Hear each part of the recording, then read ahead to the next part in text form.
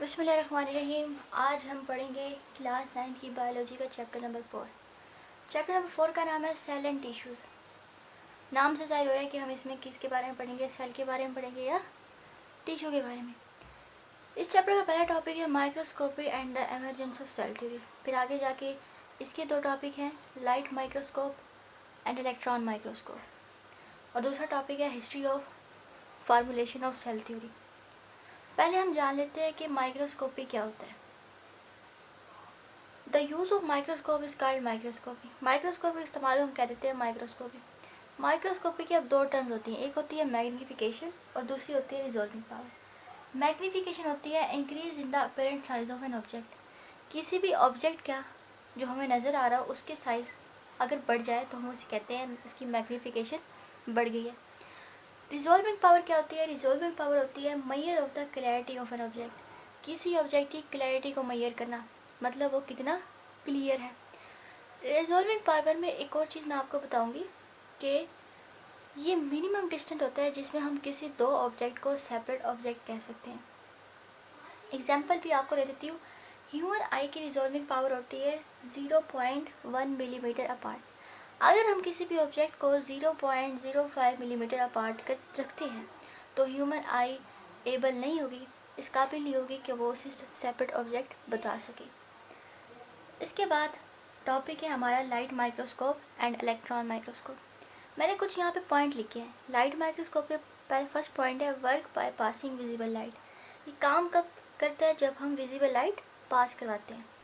इसके दो लेंस होते हैं, दो गिलास लेंस होते हैं। एक लेंस एनलार्ज इमेज प्रोड्यूस करता है, किसका? स्पेसिमेन का। और दूसरा जो लेंस है वो इमेज को मैग्नीफाई करता है। ठीक है। लाइट फिर दूसरा इसका पॉइंट है मैग्नीफाई ऑब्जेक्ट अबाउट 150 टाइम्स। किसी भी ऑब्जेक्ट को मैग्नीफाई करता है तो 150 टाइम्स करता है, मतलब इसकी मैग्नीफिकेशन रेंज कितनी है? 150x।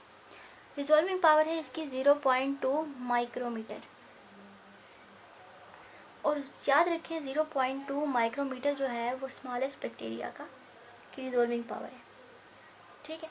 इसके बाद हम चले जाते हैं इलेक्ट्रॉन माइक्रोस्कोप। इलेक्ट्रॉन माइक्रोस्कोप में फर्स्ट पॉइंट लिखा है work by passing electron. Electron microscope में क्या होता है? हम ऑब्जेक्ट और लेंस को ना वैक्यूम चैम्बर में प्लेस कर देते हैं और फिर हम बीम ऑफ इलेक्ट्रॉन उस ऑब्जेक्ट से पास करवाते हैं। फिर इलेक्ट्रॉन माइक्रोस्कोप क्या करता है? वर्क करता है। सेकेंड पॉइंट है magnify object about 250 times 250,000 time. किसी भी ऑब्जेक्ट को मैग्नीफाई करेगा तो वो कितने टाइम्स करेगा? 250,000 टाइम, मतलब इसकी मैग्नीफिकेशन रेंज कितनी है? 250,000x। रिजॉल्विंग पावर इसकी है 0.2 नैनोमीटर। लाइट माइक्रोस्कोप की थी 0.2 माइक्रोमीटर और इसकी है 0.2 नैनोमीटर, मतलब कि 1/1000 मिलीमीटर अच्छा है, इसके पास पावर है ज़्यादा इलेक्ट्रॉन माइक्रोस्कोप की लाइट माइक्रोस्कोप से। ठीक। ये थोड़ा सा इलेक्ट्रॉन माइक्रोस्कोप की आगे फर्दर जो है दो टाइप्स हैं। एक होती है ट्रांसमिशन इलेक्ट्रॉन माइक्रोस्कोप और एक होती है scanning electron microscope. Transmission electron microscope में क्या होता है? Electron are transmit to the specimen. Electron transmit होता है इसमें स्पेसिमेन से। और स्कैनिंग इलेक्ट्रॉन माइक्रोस्कोप में क्या होता है? इलेक्ट्रॉन रिफ्लेक्ट हो जाता है किसी भी मेटल कोटेड सरफेस से। ठीक है। एक और डिफरेंस है कि ट्रांसमिशन इलेक्ट्रॉन माइक्रोस्कोप जो है वो स्टडी क्या करता है? Internal cell structure. और स्कैनिंग इलेक्ट्रॉन माइक्रोस्कोप किसको स्टडी करता है? Structure of cell surface. दो डिफरेंस आ जाएंगे इसके अंदर। किसके अंदर? ट्रांसमिशन इलेक्ट्रॉन माइक्रोस्कोप के अंदर और स्कैनिंग इलेक्ट्रॉन माइक्रोस्कोप के अंदर। ये तो हमने पढ़ लिया लाइट माइक्रोस्कोप और इलेक्ट्रॉन माइक्रोस्कोप। अब नेक्स्ट टॉपिक है हमारा history of formulation of cell theory. इसमें आपको सारा सेल के बारे में बताया जाएगा, कैसे सेल ईजाद हुआ था, इन्वेंट हुआ था, किस तरह न्यूक्लियस इन्वेंट हुआ था। फर्स्ट साइंटिस्ट था अरिस्टोटल।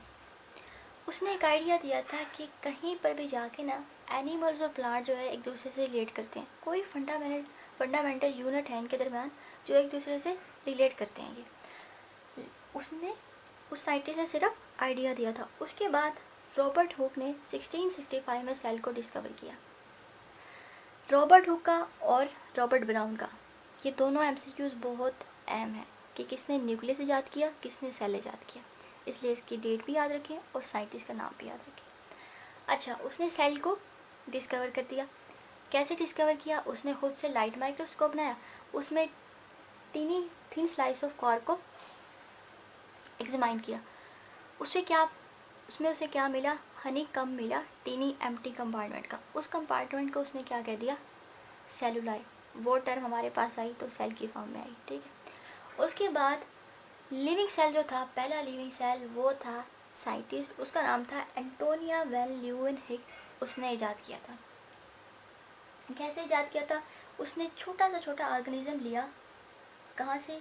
पॉन्ड वाटर से। पॉन्ड वाटर से उसने छोटा सा ऑर्गेनिज्म लिया और उसको माइक्रोस्कोप के अंदर एग्जामाइन किया और उसे कह दिया एनिमल्कुलस। उसके बाद 1809 में जीन बैप्टिस्ट डे लामार्क ने एक लाइन प्रपोज की कि nobody can have life if its part are not cellular tissue और not form by cellular tissue.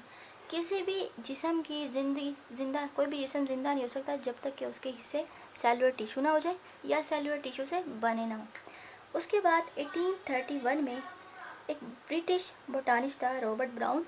मैंने आपको पहले बता दिया, रॉबर्ट ब्राउन रॉबर्ट हुक का MCQs बहुत अहम है। रॉबर्ट ब्राउन ने क्या किया? न्यूक्लियस आजाद कर दिया 1831 में।